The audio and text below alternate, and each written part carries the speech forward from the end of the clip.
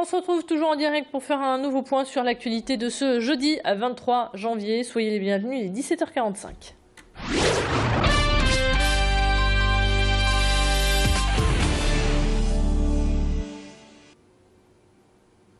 À la une de cette édition, l'affaire Natacha Mougel. L'avocat général a demandé la réclusion criminelle à perpétuité pour Alain Penin, avec une peine de sûreté de 22 ans. Dans son réquisitoire, l'avocat général a estimé que la libération conditionnelle d'Alain Penin en septembre 2009 était un échec dramatique. Il a évoqué un criminel méthodique et froid qui a fait subir à sa victime un calvaire sans nom. Le verdict pourrait tomber ce soir. L'évasion de 2 détenus du centre de semi-liberté à Haubourdin. Hier, un prisonnier s'est fait la malle. 20 minutes après, c'en est un deuxième qui en a fait de même. Ces personnes ne sont a priori pas dangereuses. La plupart de ces détenus sont liés à des affaires de stupéfiants. Ce n'est pas la première fois que des prisonniers se font la belle. Le 31 octobre dernier, 2 autres détenus se sont aussi évadés. Les agents du pénitentiaire tirent la sonnette d'alarme. Ils manquent de moyens pour faire leur travail et assurer leur sécurité. Depuis l'évasion spectaculaire de Redouane Faïd, il n'y a pas eu d'amélioration selon eux. Stéphane Le Cerf est venu nous en parler ce matin. Je suis toujours inquiet parce qu'on n'a rien vu venir sur le plan sécuritaire. Il n'y a rien, quoi. Et on a l'impression que pour l'administration pénitentiaire, le 13 avril, il ne s'est rien passé sur la maison d'arrêt de Sequedin. Ce genre d'événement, heureusement, est rare. Mais je pense qu'au niveau sécurité, la pénitentiaire, il y a pas mal de choses à améliorer. Alors nous, on se dit que oui, peut-être il faut des améliorations. On est en 2014, il faut des améliorations. Bien sûr, il faut vivre avec son temps pour la population pénale, mais il y a le personnel pénitentiaire qui, pour l'instant, est relégué à un rôle de simple porte-clés. Il célèbre la gloire de l'empereur Napoléon et va bientôt renaître de ses cendres. Le pont Napoléon, situé sur le Champ de Mars, a été détruit lors de la Première Guerre mondiale. Les inscriptions des victoires françaises avaient à l'époque provoqué la colère de l'ennemi.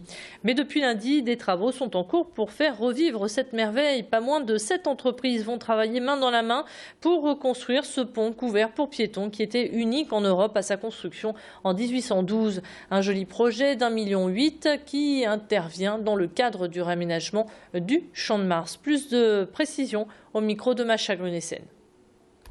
Ça apparaît déjà dans les programmes électoraux des uns et des autres à partir de 1977. Mais il a fallu attendre donc 2012 pour que la décision soit prise dans le cadre du schéma général de réaménagement du parc, de la citadelle, de l'esplanade des ponts, pour se dire on va refaire les 2 ponts du Ramponneau et du Petit Paradis, mais là pour accueillir des voitures, et on refait cette passerelle pour piétons qui est le pont Napoléon. C'est un passage supplémentaire pour les habitants du Vieux-Lille pour aller vers la citadelle. Les 2 ponts sont assez éloignés, ils sont à 400-500 mètres de chaque côté, et là on a une passerelle nouvelle, et puis c'est aussi un très bel ouvrage d'art. Et les travaux prendront fin cet été. Le 14 février approche à grands pas et nous vous proposons la découverte de la Villa Paula à Tourcoing qui peut devenir, pourquoi pas, une idée de cadeau pour la Saint-Valentin. Nous sommes chez la famille Boulanger qui fait maison d'hôte. À 2 pas des musées, il y a quelques minutes seulement de Lille, cette adresse a déjà comblé de nombreux couples désireux de mieux découvrir la métropole lilloise. Cela fait maintenant 2 ans que cette famille ouvre ses portes au public et la cohabitation se déroule sans ombrage. Vous aurez même droit à des conseils pour vos visites, que ce soit des visites culturelles ou gastronomiques. On écoute la maîtresse de maison rencontrée par Idil Gunay. On a des couples d'amoureux de la région qui viennent se faire une petite bulle à la Villa Paula, donc pour la soirée ou pour le week-end. Ils casent les enfants chez les grands-parents et ils viennent se ressourcer en couple ici.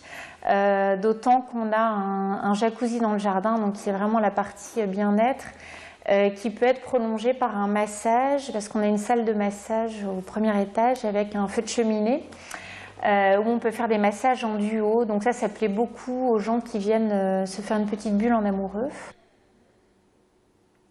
Musique à présent, tout à l'heure, vous l'avez peut-être suivi en direct sur notre antenne. Nous recevions l'artiste Iqbal, la chanteuse, compositrice, interprète, mais aussi auteure, est venue nous parler de son album intitulé Intimité, enregistré en acoustique.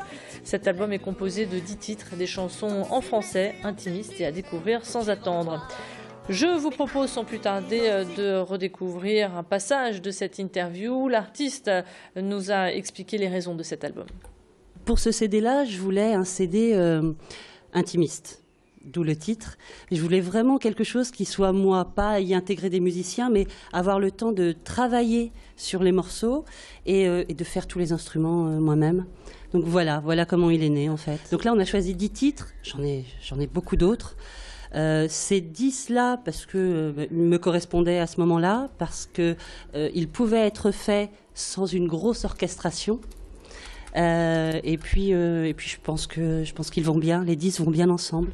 Je suis française du Grand Sud, cette histoire est au-delà d'un drapeau, d'une langue ou d'une foi. Je suis française et voilà le Sud est ancré en moi, je n'y peux rien, je suis née avec ces cheveux-là. Voilà, si vous avez été séduit par la voix d'Iqbal, sachez que l'artiste sera chez Cultura à Villeneuve-d'Ascq le 22 février prochain. D'autres dates sont à découvrir sur le site internet de l'artiste iqbal.fr. Fin de ce flash, à suivre votre météo.